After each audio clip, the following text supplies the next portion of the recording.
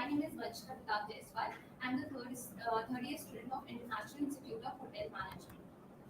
Good afternoon, everyone. I am Ashna Kapoor, and I am also the third year student of International Institute of Hotel Management, New Delhi. So, Vanchika, who is our guest of honor today? So today we have Miss Twinkle Jindal, who is the current assistant manager learning at Elia Diva Goa. Ms. Jindal has a rich experience of more than 10 years in this industry, starting as a management trainee from Crown Plaza, Greater Noida, later becoming the assistant manager trainee in Crown Plaza, Greater Noida. She has also worked in Rosework Healthcare and Cargo Fashion. Welcome to IIHM Delhi, Miss Jindal. It is an honor to have you with us. Hope you are doing well. Thank you so much for the introduction and for welcoming me. I'm so happy to be able to be a part of your session. I'd love to know your names as well. So my name is Vanshika Jaiswal. And I am Ashna Kapoor. Okay, so Vanshika and Ashna, right? Yes, ma'am. Okay, super. Let's begin. Yes, ma'am. So today we are here to discuss the importance of training department in a five-star hotel. I would like to request you to give your valuable insights on this wonderful topic.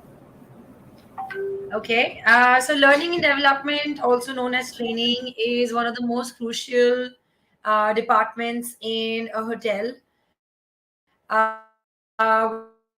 We are part of the human resources department in taking its own path slowly, which is coming out of HR specifically. Training in general, just like when you're in college or university or school, very similarly, you do end up learning a lot when you do join a hotel. And it's important for everyone to receive the kind of training that they need to do their jobs 100%.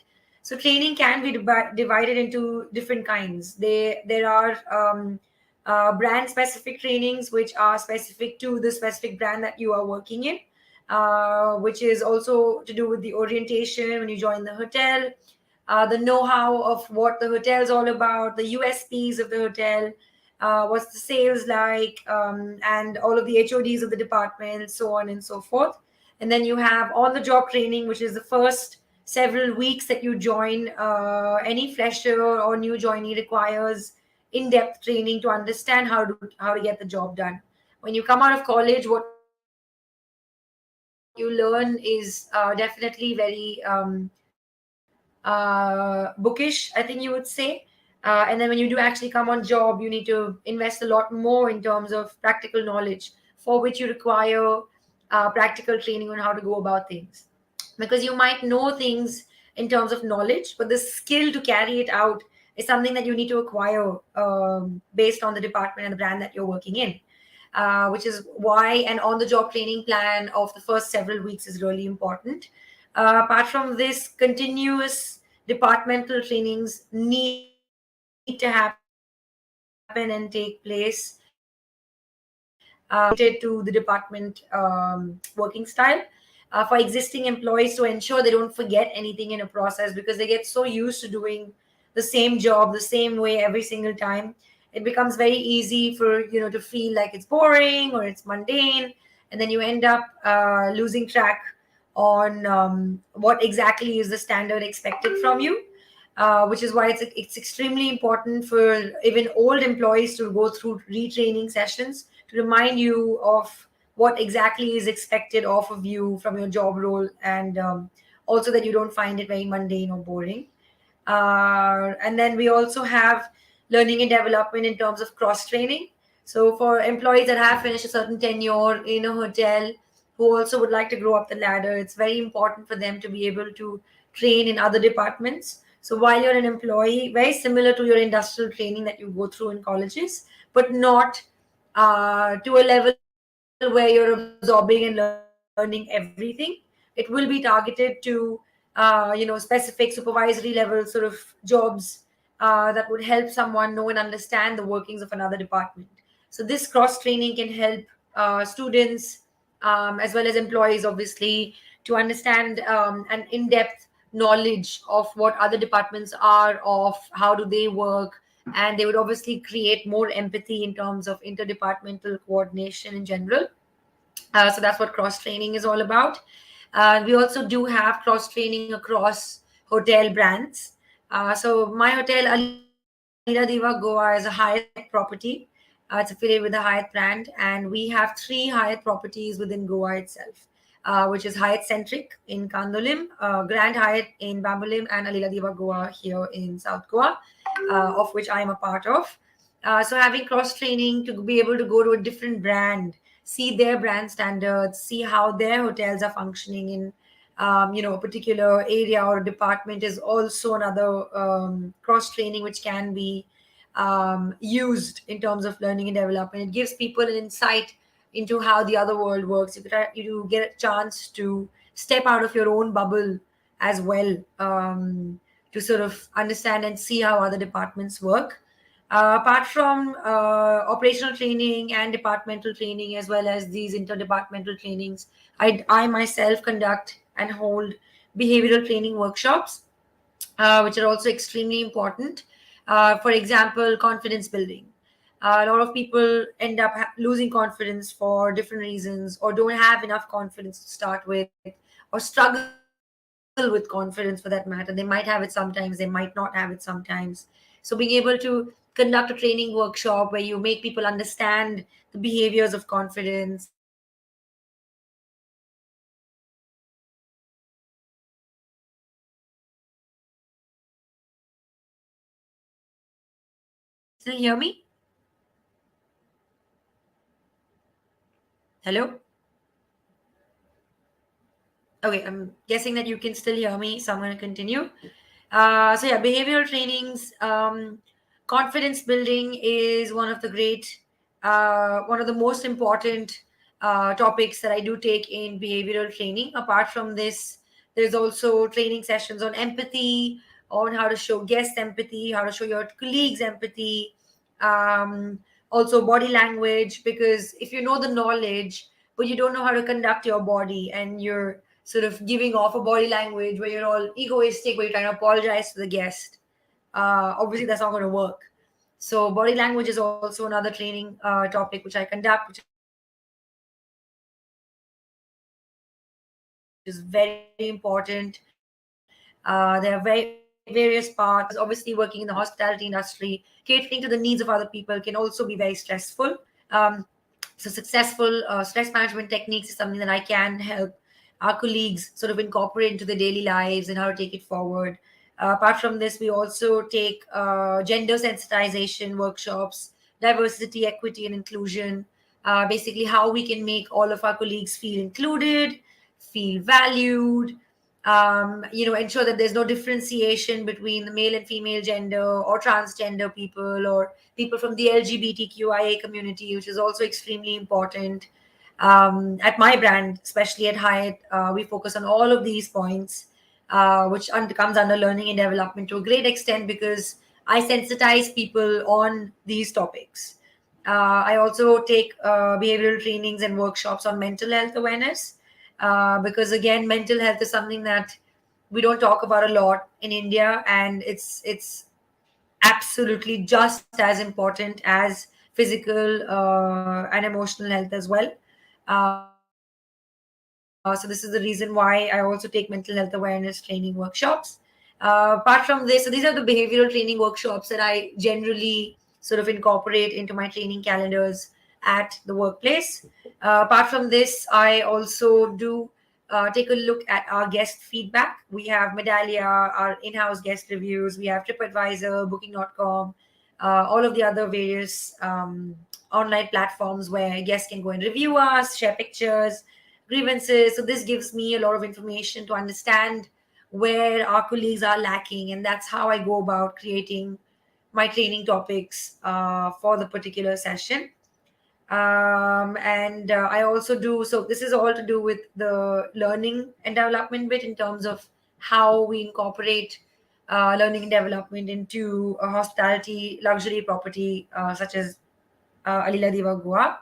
Um, Now that we do conduct training sessions and we do sensitize people and we do because we need to check the behaviors of our guests. the level of knowledge that people are sort of grasping and what they're sort of using, how much time they're spending on their own growth and their own learning and development as well. So I conduct different kinds of audits, starting from grooming audits. Then we have a knowledge audit where there's a question with an answer that I give out to the team, and then I go and check their knowledge based on that. I conduct spa audits, I conduct check-in audits, check-out audits, telephone audits as well. So I think audits becomes another big part of learning and development and ensuring that we're able to sort of catch and find out that which of our colleagues are not taking their job seriously or where they need a little bit of pulling up. Any issues that need to be addressed during that point in time as well is sort of taken up. So yeah, I think I've pretty much covered as much as I could about learning and development in general.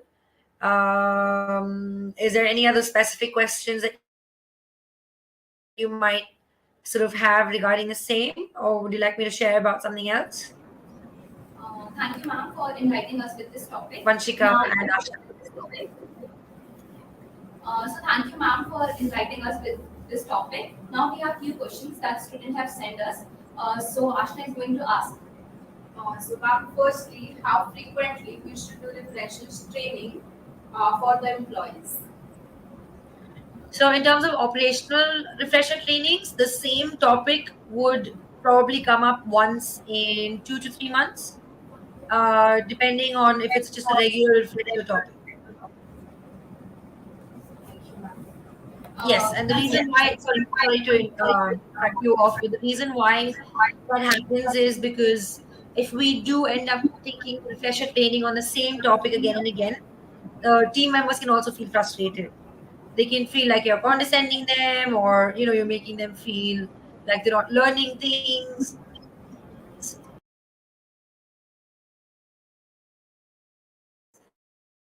So that's the reason why we need to space sort of taken depending upon the requirement, like I said, and depending on the guest feedback. So if there is increasing guest feedback on the staff is not speaking or they're not responsive, then definitely it would be more frequent of a training. Thank you. my second question for you is, if you were asked to choose a trainer, what qualities could you specify? If I had to look at a trainer, I think obviously one of the most important qualities would be communication skills, because you need to be able to communicate, giving good examples, being able to bring up appropriate language for communication as well, because we end up using a lot of slangs, we end up using a lot of lingo that's not professional. So obviously this is very important. Apart from communication, I would also see body language, because when there's a trainer at a hotel, they are supposed to conduct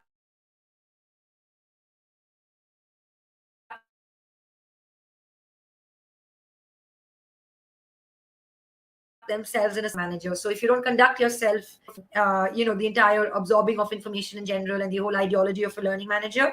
So your body language is imperative. The next thing would probably be your knowledge, because obviously now that you have the communication, you have the body language, you also need to have the knowledge to be able to impart.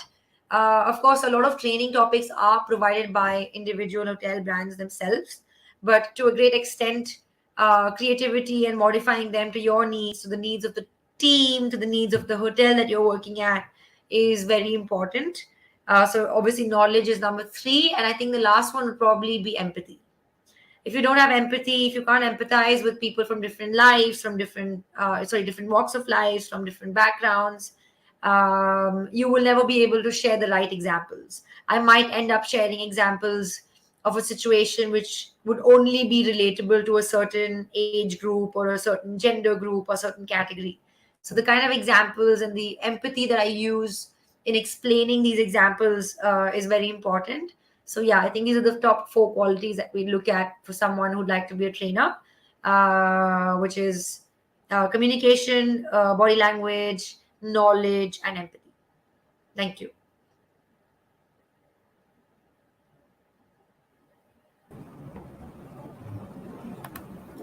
Thank you so much, ma'am, for giving us such an in-depth knowledge about the importance of training. It was so great to have you at the IIHM Delhi studio. Thank you so much, Ashna and Vanshika. It was great conversing with you all. I hope the information is enough for you guys to have a more understanding about it. And having said that, if any of you all would like to know more about it, would have any other questions, you can please feel free to email me. I'm sure my mail ID would be available with your college as well. So yeah, thank you so much.